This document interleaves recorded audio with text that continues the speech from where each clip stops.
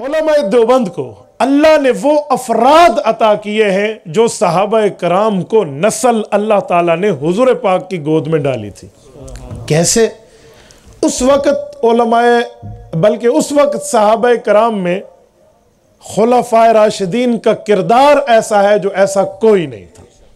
حضور پاک نے ایک حدیث میں خود فرمایا ہے کہ میری وصیت اگر تم پکڑنا چاہتے ہو نا، چلو میں پوری حدیث سنا دوں. حضرت ارباز ابن ساریہ کی روایت ہے، مشکات جلد اول باب الاعتصام بالکتاب والسنہ میں ہے. حضرت ارباز فرماتے ہیں کہ ایک رات اللہ کے رسول نے نماز پڑھائی، نماز کے بعد بیان کیا تو ہم رو پڑے، ہمارے دل ڈر گئے. حدیث پاک کیا ہے؟ صلی بنا رسول اللہ ذات یوم، حضور نے نماز پڑھائی، فواعظنا موعظۃ بلیغہ، ایک زبردست گفتگو حضور پاک نے کی، ذرفت منها العیون، آنکھیں بہہ پڑی، ووجلت منها القلوب، ہمارے دل اللہ کی خشیت سے ڈر گئے. فقال رجل منا، ایک صحابی نے عرض کیا، کأن هذه موعظۃ مودع او مودع فوسنا، یہ تو لگتا ہے الوداعی خطاب ہے، آپ دنیا چھوڑ کے تو نہیں جا رہے، آپ ایسی ایسی بات ہمیں فرمار سمجھا رہے ہیں. تو حضور پاک علیہ السلام سے وہ صحابی عرض کرنے لگے پھر ہمیں نصیحت فرما دے، وصیت فرما دے. پھر اللہ کے رسول نے وصیت شروع کی، فرمایا اوصیکم بتقوی اللہ، میں تمہیں اللہ رب العزت کے تقوی کی طرف وصیت کرتا ہوں. تقوی کسے کہتے ہیں؟ تقوی تو لفظی ترجمہ ہے گناہ کو چھوڑ کر اللہ کی محبت کو دل میں رکھنا، لیکن اس کی مثال دیتے ہوئے میں الجامع لاحکام القرآن قرطبی کا ایک حوالہ پیش کرتا ہوں. ھدی للمتقین، یہ سورۃ بقرہ کی آیت نمبر 2 ہے، الف لام میم ذالک الکتاب لا ریب فیہ ھدی للمتقین. کیا مطلب؟ یہ قرآن جو ہے یہ مؤمنین متقین کی ہدایت کے لیے. اس کے تحت امام قرطبی نے ایک حدیث پاک لکھی ہے، وہ یہ کہ حضرت عمر رضی اللہ عنہ کا دربار لگا ہوا تھا، دربار فاروقی میں سوالات و جوابات علمی ہوتے تھے. تو حضرت عمر نے صحابہ کرام سے پوچھا کہ آپ نے رسول اللہ سے براہ راست قرآن سمجھا ہے، کیا آپ میں کوئی ایسا ہے جو مجھے ایک آیت کی تفسیر آسان لفظوں میں سمجھا دے؟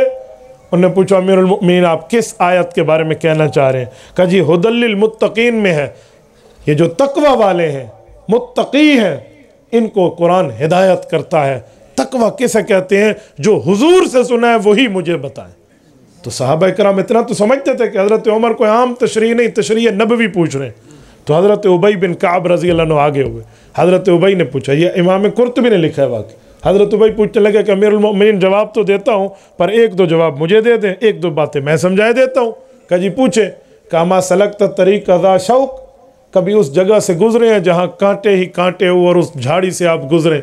تو حضرت عمر نے کہا نعم سلکت مرارا، ایک نہیں کئی بار اتفاق ہوئے جہاں سے گزرتا ہوں بعض اوقات کانٹے دار جھاڑی ہوتی ہے ادھر سے مجھے گزرنا پڑتا ہے.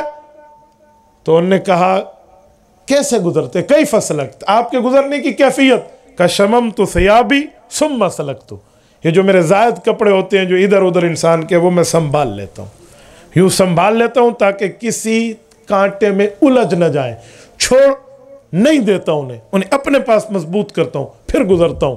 فرمایا فضا کا تقوی، یہی تقوی ہے کہ دنیا سے گزرو کسی جگہ تم اللہ کی مخالفت میں دل اٹکا نہ بیٹھو. تو حضور نے پہلی وصیت فرمائی اوصیکم بتقوی اللہ، میں تمہیں تقوی کی وصیت کرتا ہوں کہ دنیا میں زندگی گزارو ایسی گزارو جس میں اللہ تعالیٰ کے خلاف تمہارا دل کہیں اٹک نہ جائے. اوکے، ایک وصیت. دوسری والسمع والطاعہ، سنو اور مانو. کس کی؟ وَإِن كَانَ عَبْدًا حَبْشِيًّا، ایک روایت میں وَإِن عَبْدًا حَبْشِيًّا مسند احمد میں فرمایا حبشی غلام ہی تمہارا سربراہ کیوں نہ ہو، اس کے رنگ کو نہیں دیکھنا، اس کی علمیت کو دیکھنا ہے، اس کے چہرے کو نہیں دیکھنا، اس کی صلاحیت کو دیکھنا ہے. وہ تمہارا عالم دین جو تمہارا بڑا ہو، تمہارا حکمران ہو، تمہارا ایک قسم کا نگران ہو، اس کی بات کو سننا ہے اور بجا لانا ہے اور ماننا ہے. ٹھیک ہو گیا. اگلی وصیت فرمایا فَإِنَّهُ مَن يَعِشْ مِنكُم بَعْدِي، میں دنیا چھوڑ جاؤں گا میرے بعد تمہیں کچھ معاملات ملیں گے. مَن يَعِشْ مِنكُم بَعْدِي، جو میرے بعد زندہ رہے گا، فَسَيَرَى اخْتِلَافًا كَثِيرًا، عجیب عجیب قسم کی باتیں سنے گا، عجیب عجیب قسم کی لڑائیاں اختلافات، گویا فرقہ واریت کا دور دیکھے گا. صحابہ کرام نے سوالیہ نظروں سے اللہ کے رسول کو دیکھا، اس کا سد باب کیا ہوگا، اس سے کیسے بچیں گے؟ تو حضور پاک نے فرمایا فعلیکم بسنتی وسنت الخلفاء الراشدین المہدیین، کا میرا طریقہ اور میرے صحابہ میں خلفاء راشدین کا طریقہ دیکھنا، حضور کا طریقہ اور خلفاء راشدین کا طریقہ دیکھنا۔ میں سوال کرتا ہوں، حضور کا طریقہ بہت نہیں ہے، یہ خلفاء راشدین کے ساتھ بات کیوں کی ہے؟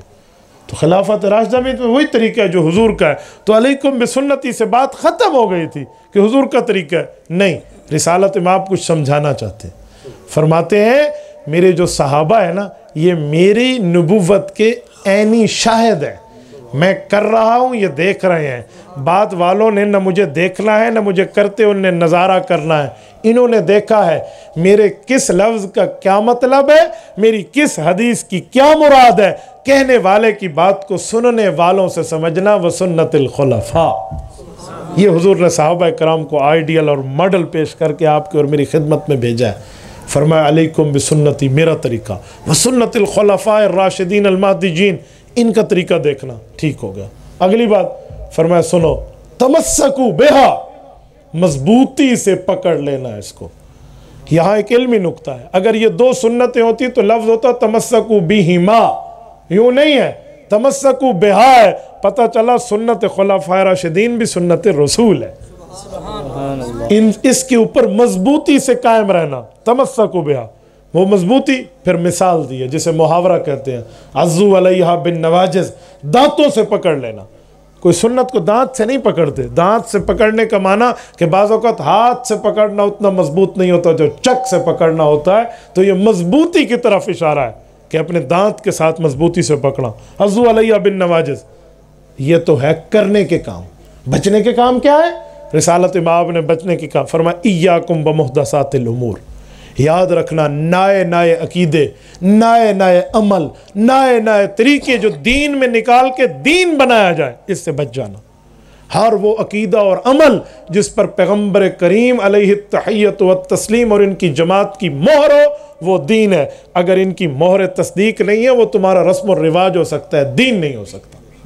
فرما ایاکم بمحدثات الامور فإن کل محدثۃ بدعہ، کیونکہ ہر نیا کام خود بناؤ اور کہو یہ دین ہے تو وہ دین نہیں ہوگا، سنت کی مخالفت ہوگی، بدعت ہوگی۔